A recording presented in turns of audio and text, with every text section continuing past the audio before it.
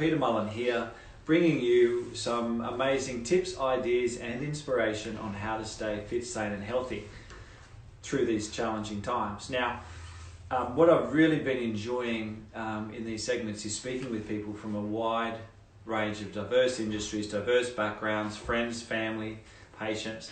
Now today I'm really excited to be talking with Paula Hibbard. Now Paula is a national and international long hair stylist, and it's really funny. One of our mutual friends, I rang Faye last night. Hello, Paula. Hi, Pete. How are you? I'm well, thank you. It's so lovely to see you. You too. I was just saying that I phoned one of our mutual friends, Faye Murray, last night. Faye Murray's a business coach in the hairdressing industry. And I said to Faye, I need a little bit of background on Paula. I think I might have That actually scares me, Pete. That scares me. Well, I think I might have even said that I need a little bit of dirt on Paula. I've never seen our friend Faye lost for words. She said, I just don't know where to start. So what we came up with was that, and she really meant it, she said it 5 or 6 times, and she said that you were one of the most loved and respected personalities or identities in the hairdressing and the beauty industry Australia-wide. I pay her a lot. Now, you've had an amazing career. You've been in the hair industry for how long, Paula? Oh, it makes me age, but this is my 33rd year this year. So I'm so proud to be in it because it is a great industry and it's loads of fun. And you get to meet beautiful people like Faye Murray. Like, what more can you want? So you're a long hair stylist. Yes, and a hairdresser and an educator. And you've launched, in 2014, you've launched a whole brand new education company. Mm-hmm. Now, I know that you are the best in Australia in long hair stylist because I know that's who my daughter got to do her formal hair. Yeah, and she looked absolutely beautiful, and she had an amazing time. So thank you so much for that. Thank you. And your career, Faye was telling me that you do hairstylists for a lot of celebrities. You've worked on movie sets, fashion cover of all sorts of magazines. So I just I feel like I'm not doing. I've got a list here of all your accolades. No. But unfortunately, if I just sat here and read through all of the things that Faye's given me, I think we'd be taking up the whole time. So exactly, and we've got loads more things. That's it. So we'll move on. We'll get back to your accolades later. But if people want to learn more about you, where should they look? Look, head over to my Instagram. There's always stuff happening there at Paula Hibbard, the Educator, my website, Facebook. Yeah, so, but I love my industry, Pete. I think I love it as much as you love making people feel well. I actually love making people feel beautiful. So, and I love seeing people grow. And I think that's probably been the biggest challenge that I've had in the last 2 months. That you are not contacting people. Yeah, so tell us about your last 2 months, Paula. Like, I know when this all started, your son's school was shut down. There was a case of coronavirus suspected at the school. So your son had to go into isolation. So you couldn't see your son for the 2 weeks, for that 2 weeks. No. And that was a challenge for us all as a family. I had already been away overseas for 10 days and got the call as I was coming back into Australia to say, oh, Mum, I'm not going to school tomorrow. There's coronavirus at our school. And it was the first school in Australia to be hit with it. And it was, for me, that was like, oh my gosh, because I'd been overseas and we had been laughing while we were over there. I was actually over there with Faye, and we'd been laughing about the stupidity of Australians and toilet paper. Like, we were just like, what is going on? This is crazy. So to get this phone call to say, oh, guess what? I was working next to this kid who had coronavirus, mum, so I actually can't go to school tomorrow. And I went, oh, okay, great. Then, of course, the process went in as shutting the school down and all of that. And I think that was when reality hit me. This is just not a little thing, this whatever well, it hadn't been called a pandemic then. It was just coronavirus was something that was around. And so I had to go and live with someone else, because how that would have impacted my business was I would have been then, if I had come home and been with him, I would have been then what they classed as a second contact, because I wasn't in contact with the other child. But if he got it, I then became a first contact, and that meant then me into 14 days of isolation. So then that meant no business. So that was kind of something we just had to do. And it was hard, but we did it and it worked. And Paula, we were talking a little bit before about that this has been a challenging 2 months. It's been a challenging 2 months, for everybody, worldwide. We're talking a little bit about your stress levels, your anxiety. And Can you tell us a bit about... Yes, absolutely.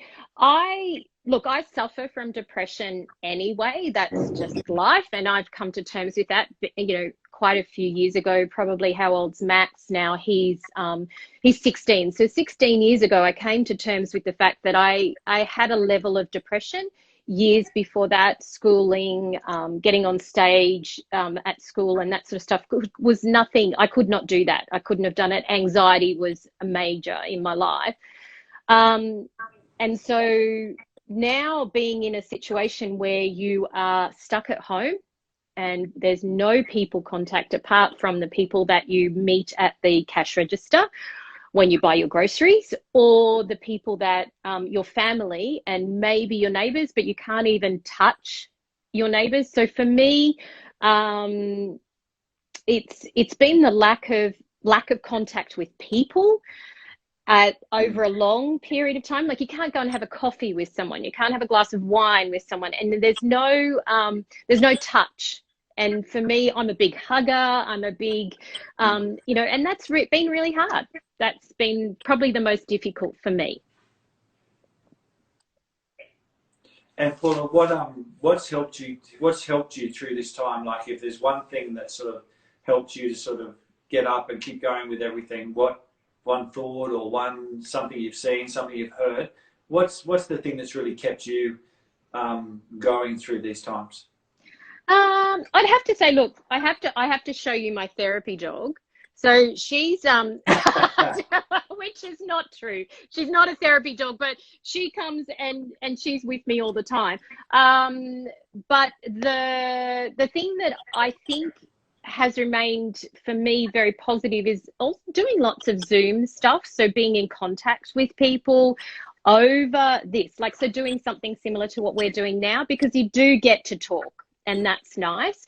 I think being with my family and seeing Max and Jack. So Max has obviously got to do homeschooling, but he's in year 11. And Jack is his first year of university. So it's kind of, that's probably been, okay, I need to be positive. I need to be upbeat, because these guys still have to function as well. So I think being a mum, I'd have to say, is probably the thing that keeps you going. Yeah. Yeah, that's really nice. I think, and I really appreciate your openness discussing that as well, because for such a public figure like yourself, such a well-known personality nationally and internationally, that's so lovely to be able to share from the heart about, what's going on actually for you. How has it been with, because Graham's been out of work. Graham works for Qantas, so Graham's out of work at the moment. Yeah. How's that been having all of you together all the time? Well, it has its challenges, I have to say, to be honest, because because Graham flies, he's an international customer service manager for Qantas. So he goes to Johannesburg, Japan, all of those type of places. And so he's away for 2, 3, 4 days. I travel for my job as well. So and this has been our whole married life. So we've been married for 29 years this year. And in that, we've never been 24/7 together on, Yeah.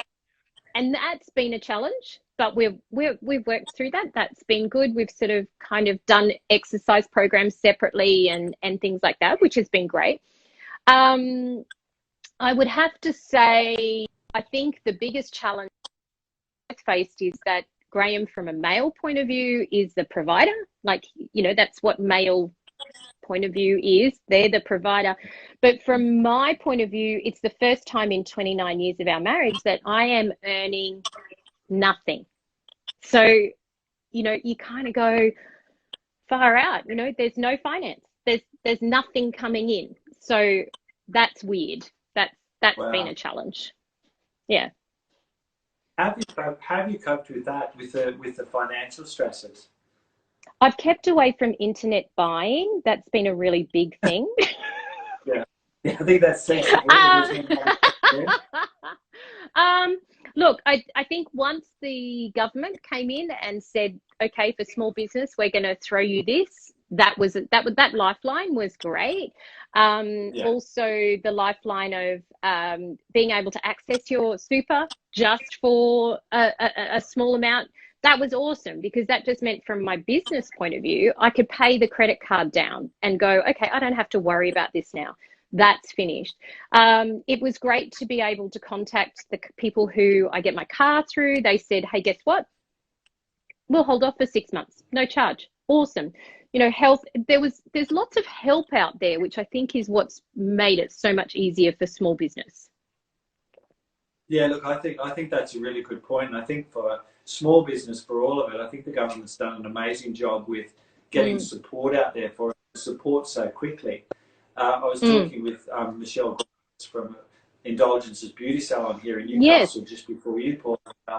We were both saying that, you know, our businesses wouldn't be able to keep functioning and keep the doors open if we didn't have that government subsidy coming in to support our staff wages. So yeah, so it's been fantastic, and like you said, there's lots of help out there as well. So yeah, again, thank you for sharing. Now, so with your business at the moment, obviously there's no international hair shows on, there's no comparing, you're not doing any private work. Are you doing your education? Is your education program still working? Well, the fabulous thing is that the industry kind of banded together about education, because we saw it as an opportunity to be able to take these times when there's nothing, to be able to create something. And so being able to Zoom, hence that's why my gorgeous friend is sitting here with me,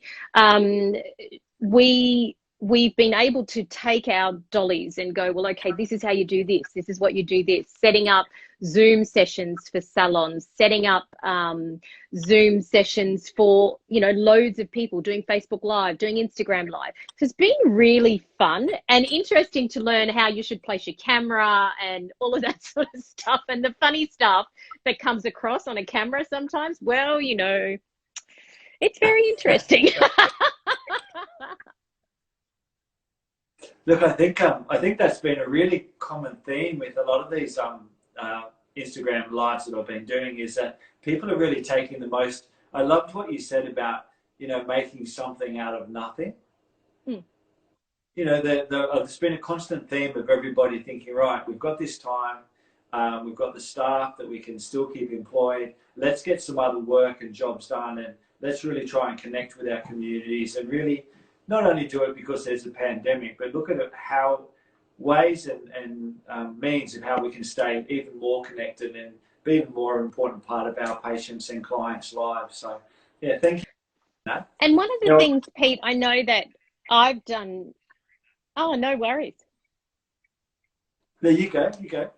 Is that we've gone through and I've created a group of Zoom, like with my friends in Switzerland, because we lived there for 4 years.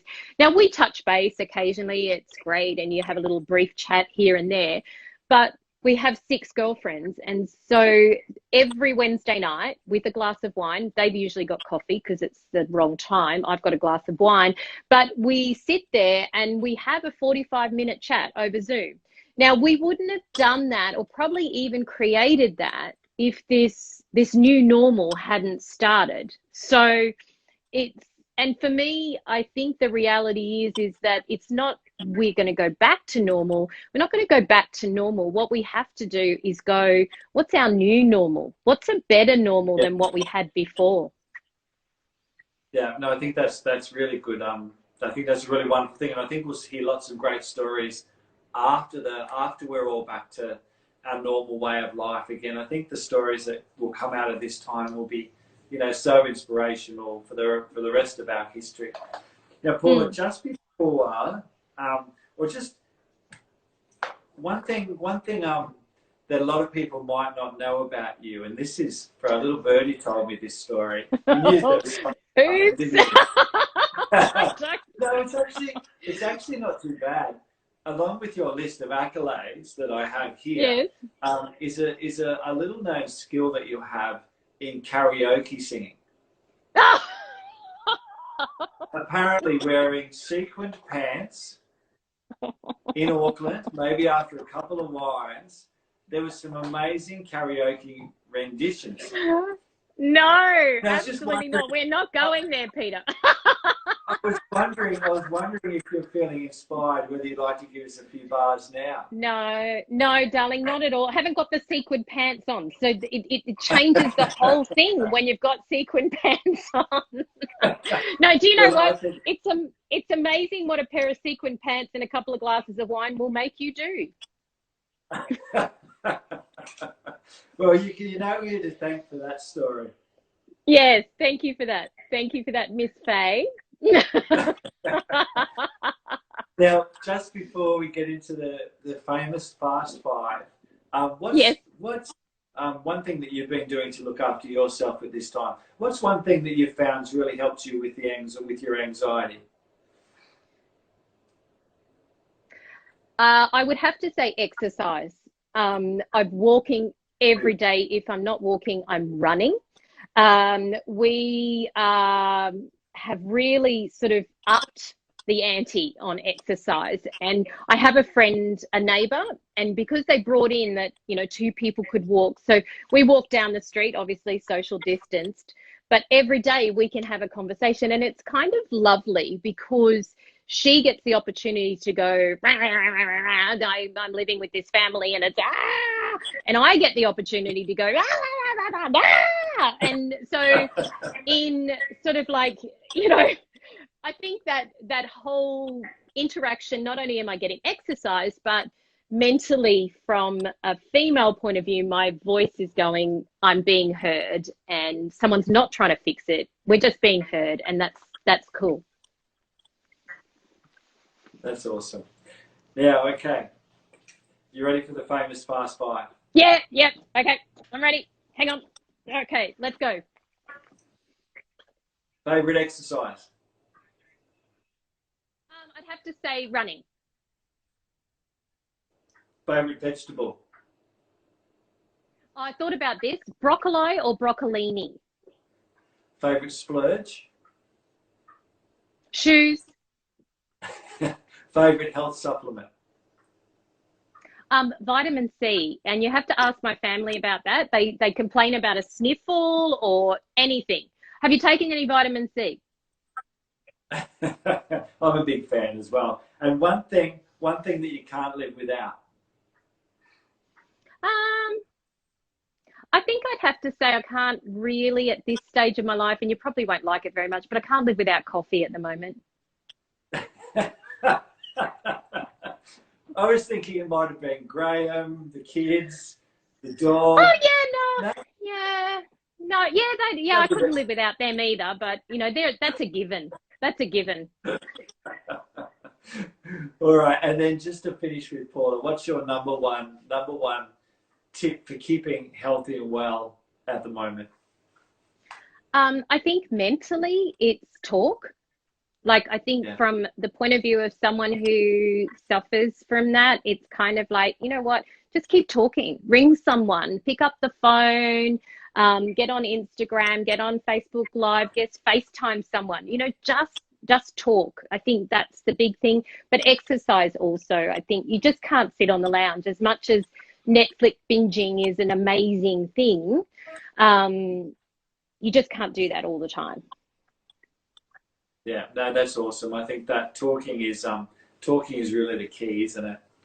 And exercising. So thank you so much, Paula. I've really enjoyed having a conversation. Now, Thank you. Gave me a question. Dana gave me a question to ask you before, because you've got because you're so well known. You sound so down to earth, and we've really loved you sharing with us today. Would you be open to doing maybe a Zoom, like a live Zoom with me, talking about anxiety? Love to. That would be great. Well, I think there would be a lot of better. I think people would really enjoy to hear your story. So I'll get my people to call your people, and Fabulous. We'll set something up really soon. Awesome. Thank you for today. It's been so great to see you and catch up. You too, and thank you for coming on today. No worries. Talk soon. Bye.